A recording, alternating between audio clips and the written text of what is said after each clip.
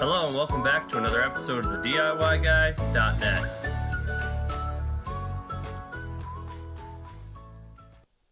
Alright, today we're going to be showing you how to replace the starter in a Kawasaki Mule 610. We're going to use this 2014 610 XC. The XC stands for extra clearance. So this will work on the regular 610 and the 610 XC, all with the KAF 400 motor.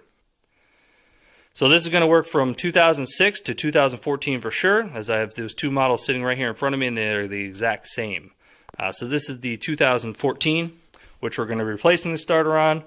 As we turn the key and the Bendix doesn't go out and hit the flywheel to engage it to start it.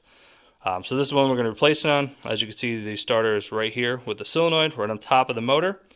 And behind me here we have a 2006. This is the regular 610, not the XC, with the extra clearance. And as you'll notice, right here is the starter and the solenoid. So it's the exact same as the 2014 model. So the replacement or procedure to replace it will be the same for 2006 through 2014. You may want to check the part number on your starter to make sure it is the same throughout those years, just to ensure something is not different, the teeth on the flywheel or something like that. But the procedure will be the exact same. Alright, so the first thing we need to do is disconnect the battery, as we're going to be removing the positive side terminals off the starter, and we want to make sure those don't arc out on the body of the Mule. The battery is located directly under the e-brake, right here.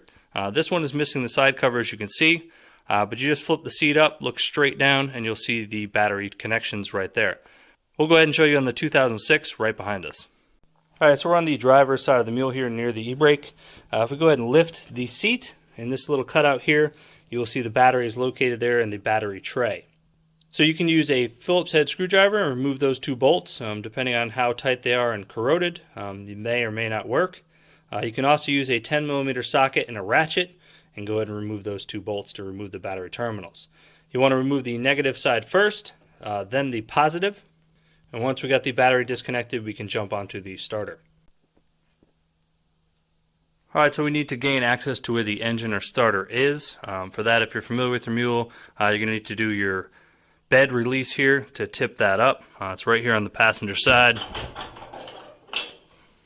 You can go ahead and lift that up. As you see, the starter is right there.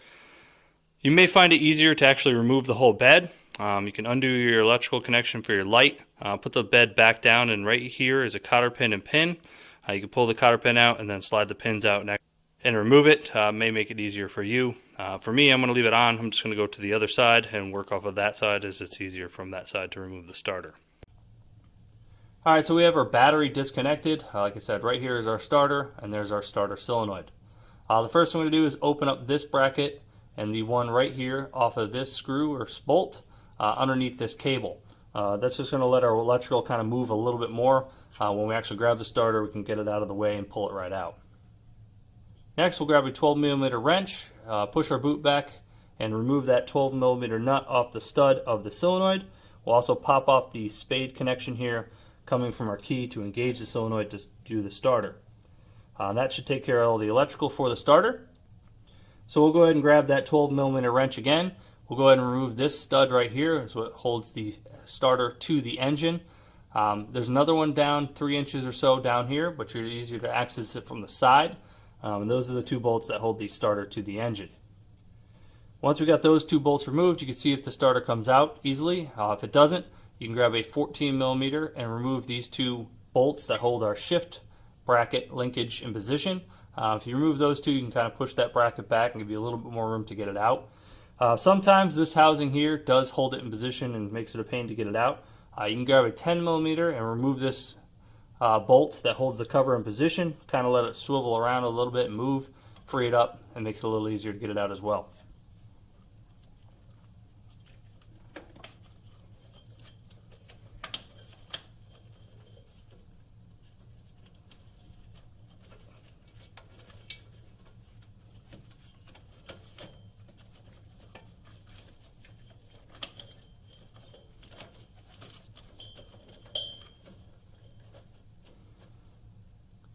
Alright, so now we have those clips undone, the wires can kind of move freely. We'll go ahead and do the electrical off the starter.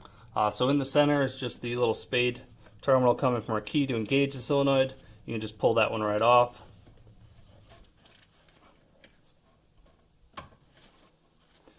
Once you get that off, we can go ahead and grab a 12mm wrench. We'll push this boot back, remove this nut off the stud of the solenoid, and we can go ahead and get the eyelet coming from the battery off.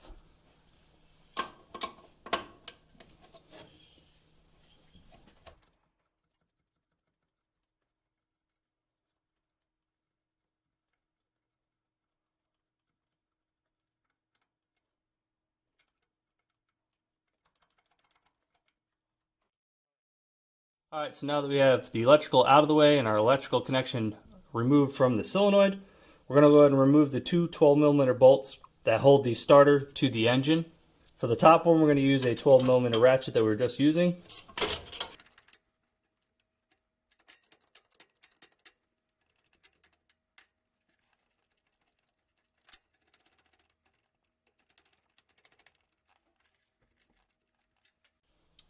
That's what it looks like. So we'll go ahead and set this one aside. Now there's another one, like I said, 2 or 3 inches below this one. So we're going to have to go through the sides. I'll move the camera a little bit so I can show you where it is. And then we'll go ahead and remove that one. And then the starter should be free. Alright, so if you come in from the side, go around the shock tower, you will see your number plates here on the engine. And right there is the bolt we need to remove. That is the starter. That's the top bolt we removed.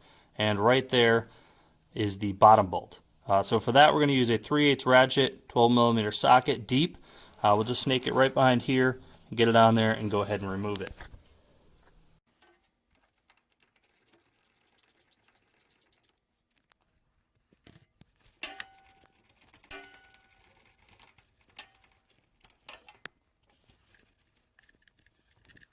Alright, so as you can see, this starter popped out of this cover here without us removing this 10mm bolt, letting the cover kind of flex around and move.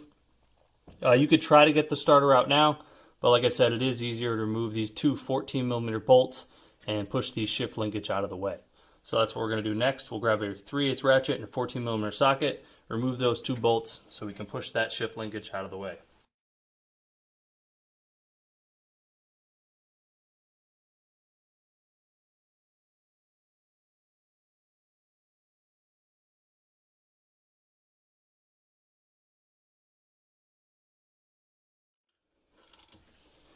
So before you loosen or remove these bolts, you want to make sure your mule is in neutral.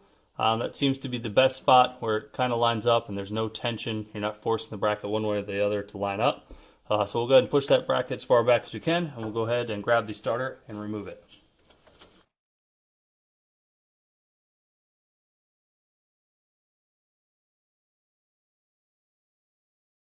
Alright, so now that we have the old starter removed, we can go and package our new one.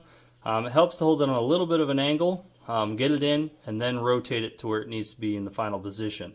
We want to make sure our wires are out of the way, make sure we can still grab our other wires that we need to connect to our solenoid. We have one over here and one tucked up behind our shift bracket. So we'll go ahead and slide the new one in.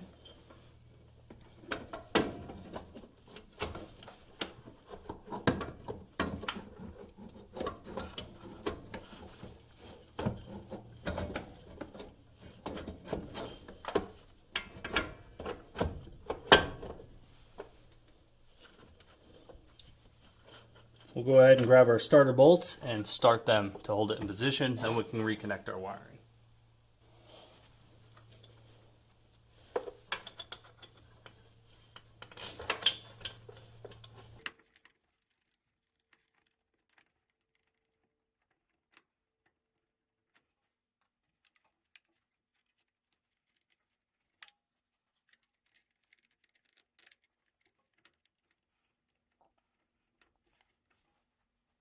Alright, so now that we got both bolts started that hold the starter to the motor, we can go ahead and grab that 12mm wrench and snug the top one down, and then we'll go ahead and grab the ratchet and the 12mm deep socket and tighten down the bottom one.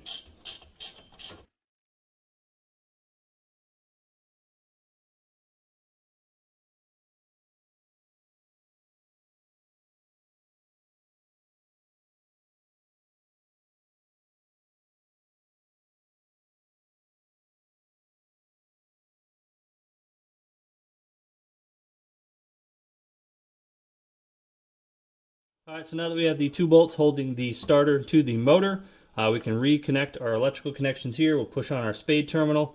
We'll go ahead and grab this eyelet, put it over this stud here, and then tighten down the 12mm nut to hold it in position.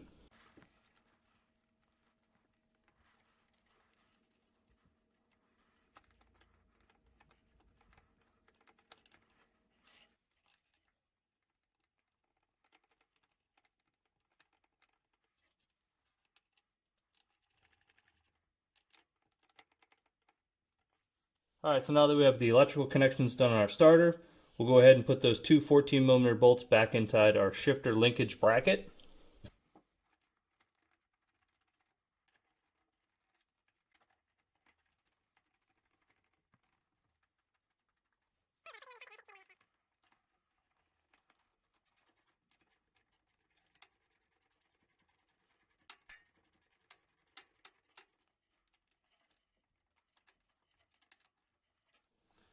Alright, now that we got those 2 bolts holding our shifter linkage in position, we can go ahead and put our wiring back in these 2 clips.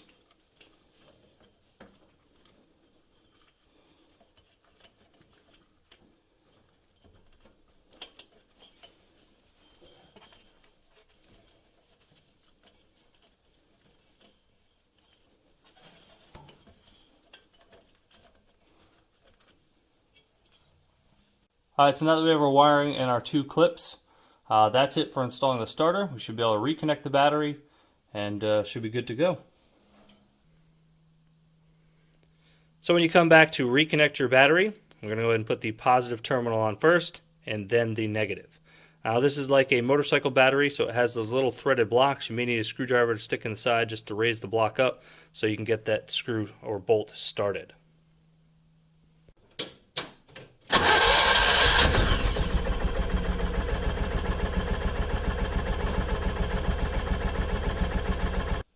So with the battery reconnected, that's it. We just showed you how to replace the starter in a Kawasaki 610 Mule. Don't forget to click the link in the description, which will take you to our website for a full write-up. You can also click that subscribe button in the middle. On the right we have a recommended video just for you. And on the left you'll find our recent upload. Thanks for watching another episode of the DIYguy.net.